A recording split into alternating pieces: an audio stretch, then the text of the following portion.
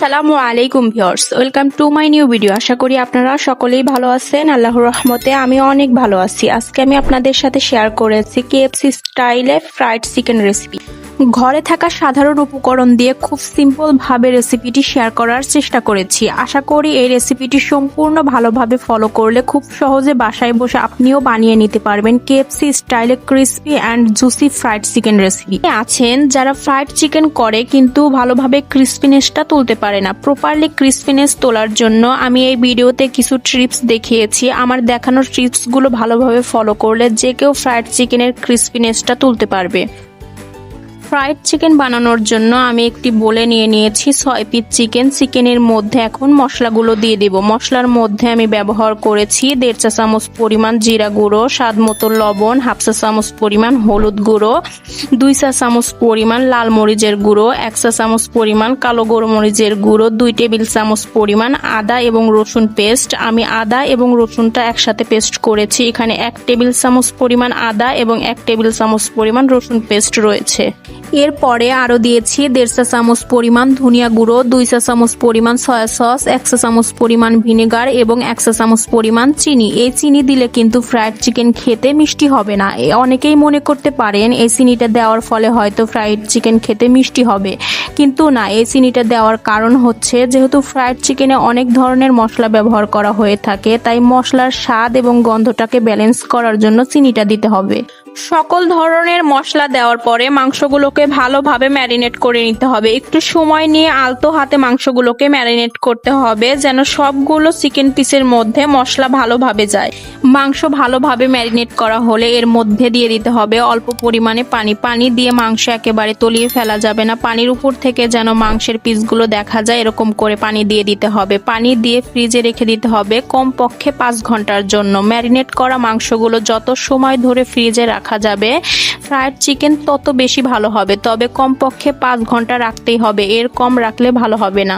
Marinate করা মাংসগুলো 5 ঘন্টা ফ্রিজে রাখার পরে বের করে নিয়েছি। এবার ময়দার মধ্যে কোট করে নেব। এর জন্য একটি বোলে নিয়ে নিয়েছি ময়দা। ময়দার মধ্যে দিয়ে দিয়েছি 3 চা চামচ পরিমাণ কর্নফ্লাওয়ার, 1/2 চা চামচ পরিমাণ লবণ, 1 চা চামচ পরিমাণ লাল মরিচের গুঁড়ো। যেহেতু ম্যারিনেট করা মাংসের মধ্যে সব ধরনের মশলা দেওয়া হয়েছে, এর জন্য ময়দার মধ্যে বেশি কিছু দেওয়ার প্রয়োজন হবে না। ময়দার মধ্যে দেওয়া সবগুলো উপকরণ ভালোভাবে হাত দিয়ে মিশিয়ে নিয়ে দিয়ে দিতে হবে ম্যারিনেট করা মাংসগুলো। ম্যারিনেট করা মাংসগুলো ময়দার মধ্যে দেওয়ার পরে 2 হাত দিয়ে আলতো হাতে কোট করে নিতে হবে। চেপে চেপে ময়দায় কোট করা যাবে না, তাহলে চিকেন ফ্রাই করার পরে খেতে শক্ত লাগবে এবং ভিতর থেকে জুসি হবে না। আসল কেএফসি ফ্রাইড চিকেন খেতে কিন্তু হার্ড হয় না, উপর থেকে ক্রিস্পি এবং ভিতর থেকে জুসি হয়ে থাকে। ম্যারিনেট করা মাংসগুলো কিভাবে ময়দার মধ্যে দিয়ে কোট করতে হয় সেটা আপনাদেরকে দেখানোর জন্যই কিন্তু আজকের ভিডিওটি আমি কোনো প্রকার টেনে দেইনি। যেরকম ভিডিও ছিল ঠিক সেরকমই রেখে দিয়েছি। দেখতেই পাচ্ছেন মাংসগুলো কিন্তু খুবই আলতো হাতে আমি কোট করছি। এভাবে আলতো হাতে আস্তে আস্তে কোট করতে হবে। কোট করা হয়ে গেলে মাংসগুলো দিয়ে দিতে হবে পানির মধ্যে। প্রথম অবস্থায় কিন্তু মাংসগুলো ঝাঁকানো যাবে না, ময়দা সহ পানির মধ্যে দিতে হবে। চিকেন পিসগুলো পানির মধ্যে দেওয়ার পরে নাড়াচাড়া করে ময়দা ধুয়ে ফেলা যাবে না। যেরকম রেখেছি ঠিক এরকমই 2 মিনিট রেখে দিতে হবে। ঠিক 2 মিনিট পরে আবারও পানি থেকে তুলে ময়দার মধ্যে কোট করে নিতে হবে। আপনারা চাইলে পানির মধ্যে একটি ছাঁকনি অথবা নেট কাপড় দিয়ে দিতে পারেন, তাহলে ছাঁকনি সহ তুলে নিয়ে ময়দার মধ্যে দিতে পারবেন।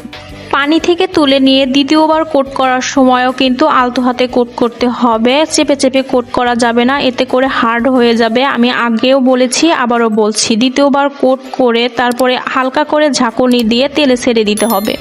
ফ্রাইড চিকেনের পরিপূর্ণ ক্রিস্পি তুলতে চাইলে ডুবো তেলে ভাজতে হবে। যেহেতু ডুবো তেলে ভাজা খাবার একটু অস্বাস্থ্যকর হয়ে থাকে, এর জন্য আমি একটু তেল কম দেওয়ার চেষ্টা করেছি। তবে আপনারা যদি বেশি করে ক্রিস্পি তুলতে চান তাহলে কিন্তু ডুবো তেলেই ভাজতে হবে, কারণ অল্প তেলে ফ্রাইড চিকেন ভাজার সময় চিকেন পিসগুলো তেলের মধ্যে ছেড়ে দেওয়ার সাথে সাথে প্যানের নিচে চলে যায়, যার কারণে নিচের অংশে ভালোভাবে ক্রিস্পি উঠতে পারে না। আর ডুবো তেলে চিকেন ফ্রাই করার সময় চিকেন পিসগুলো তেলের মধ্যে ছেড়ে দেওয়ার সাথে সাথে ভেসে ওঠে, যার কারণে নিচে এবং উপরে উভয় অংশে ক্রিস্পি উঠে যায়। তবে ময়দায় কোট করা ঠিক হলে অল্প তেলেও ক্রিস্পি উঠবে।